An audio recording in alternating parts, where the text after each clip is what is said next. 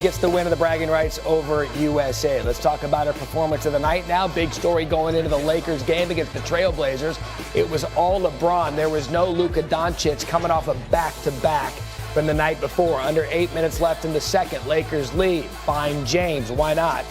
55-47 going into the second half. All this was, friends, is another example of how LeBron ages backwards. 78-77 after the third quarter. Again, this coming on a back-to-back. Fourth quarter, just under 10 minutes remaining. James, again, knocks down the three. Lakers up 5. Then, he was hitting from deep last night. So deep, put the hoop to sleep. What do you know what I did there? I see what you did there. James, 40 points, 4 assists, 8 passes. Michael Jordan with multiple 40-point games at the age of 40. And look, the second 40-point game for LeBron since turning 40. That's more than the rest of the NBA. I just mentioned Michael Jordan. That's pretty good company for him. Overall, it's the 79th career 40-point game, tying it with Allen Iverson for 6th most in NBA history. Back for some basketball conversation. Yes, Damian Woody's going to hang out for this. Tim McMahon, Tim Bontemps. Now, I want to zoom out before we zoom in, Brian Windhorst. How do you put into perspective what we're seeing night to night from a 40-year-old LeBron James? Well, there's a lot of people, including LeBron, who just make an assumption at times that his career is near the end. And I'm not seeing much deterioration. And if you look at what he's done just since his 40th birthday on December 30th, he's averaging 26 points, 9 rebounds, 8 assists, shooting 54% from the field, 44% from 3.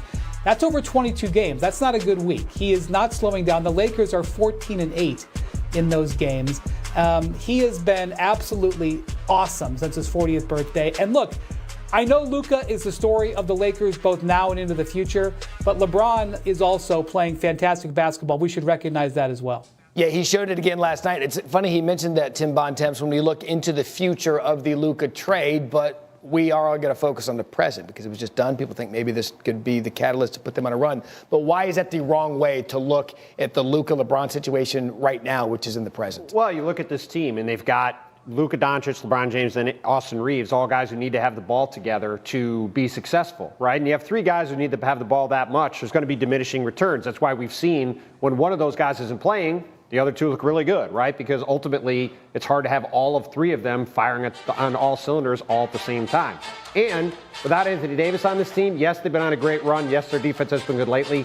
I just don't see this team being able to play at the level defensively with this unbalanced roster to be able to be a real championship caliber team, despite the fact that LeBron still looks like a top 10 or whatever player in the league, and Luka Doncic is great, and Austin Reeves is good. There's just too much of an unbalanced nature to this team. Yeah, and look, we believe that this trade in the long run, Tim McMahon, is going to work out much better for the Lakers. Luka, 25 years old, still entering the prime of his career, and you've covered his career for the entire time. How well do you think he'll quickly be able to expect to assimilate with LeBron and the Lakers and really his role with this team, big picture?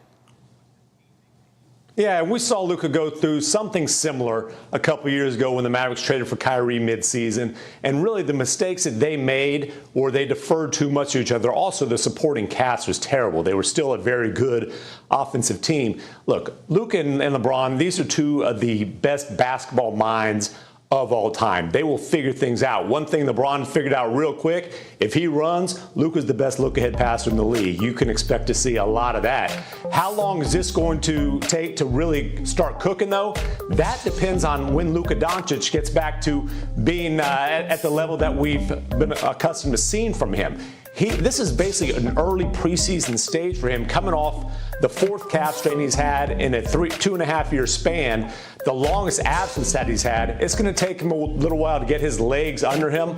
Once that happens, the fit with LeBron will not be the problem for the Lakers. Yeah, and look, they've only been on the court together just 3 times. They're 1-2 with Luka Doncic on the court. So you're wondering, when are we going to be able to see this chemistry form itself in the back half of the season? I love that Woody's here because I want to get a fan's perspective, right? You're going to be the voice of the Lakers fan. Big picture, it hasn't been great since Luka, but LeBron still looks good. What are you feeling as the resident Lakers fan here on the set? that we're on two different timelines. You know, when as a resident Lakers fan, we always want a star in Los Angeles. We have that in Luka Doncic.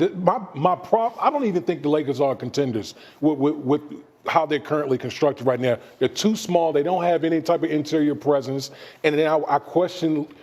Multiple guys are ball-dominant type of guys. How is that going to work out? So I don't think they're in a Western Conference with the OKCs, the Denver Nuggets. I don't see the Lakers coming out of that. I think my biggest thing from this whole, post-trade is, how much can Luka Doncic learn from LeBron as far as how to take care of yourself? Sure. I think that's the biggest thing. I mean, we're talking about one of the best players that I've ever seen in Luka Doncic, but he could self-sabotage himself by his conditioning. How is he going to do that, and how are the Lakers going to be able to surround Luka Doncic post-LeBron when he eventually, I don't know when it's going to happen, but when he eventually moves on? There is so much green juice and, gluten-free food in L.A. I think he's going to be fine. There's a juice bar around every corner in L.A. I think in terms of getting physically fit, he'll be fine. But not the same can be said for the Spurs yesterday as they announced that their star Victor Wembanyama, he's going to be shut down for the remainder of the season because of a deep vein thrombosis in his right shoulder, which is a form of a blood clot. The Spurs remain optimistic that Wembanyama will make a full recovery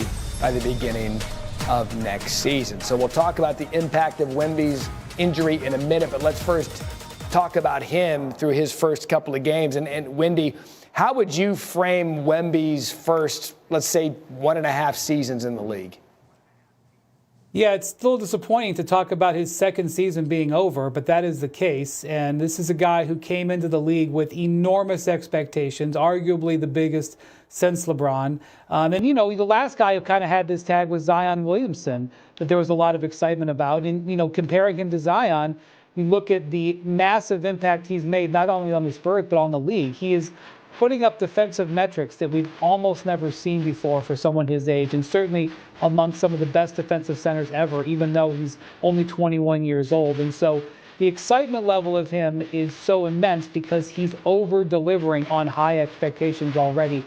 And this injury is a setback, but hopefully it's just that, and that'll be forgotten by the start of next season. Yeah, I mean, I think meeting the high expectations, I think, is the thing we have to talk about Victor Wembanyama. This is a 7'5" guy who does things we've never seen anybody do before. He came into the league with highest expectations of anybody since LeBron James. He's met them and probably exceeded them. That's what we're talking about with the ability he has already shown on the court. And you're looking at a guy who, at this point, he's 21 years old. He's scratching the surface of who he can be. And when I was in San Francisco this weekend for the All-Star game, Anthony Edwards, I should say, one of the brightest young stars in the league, just ceded the stage in terms of being the face of the league going forward, saying that that's already set up for Victor Wembanyama to be that guy. He's already shown less than 2 years into his career that he's got everything it takes to succeed LeBron James as the guy that this league revolves around, which is why the NBA set up a game in Paris last month that was basically just a Victor Wembanyama show for a week. Yeah, and Tim McMahon, you live in a great state of Texas. You got the Rockets, you got the Mavs, you got the San Antonio Spurs out there. In the culture of Texas basketball,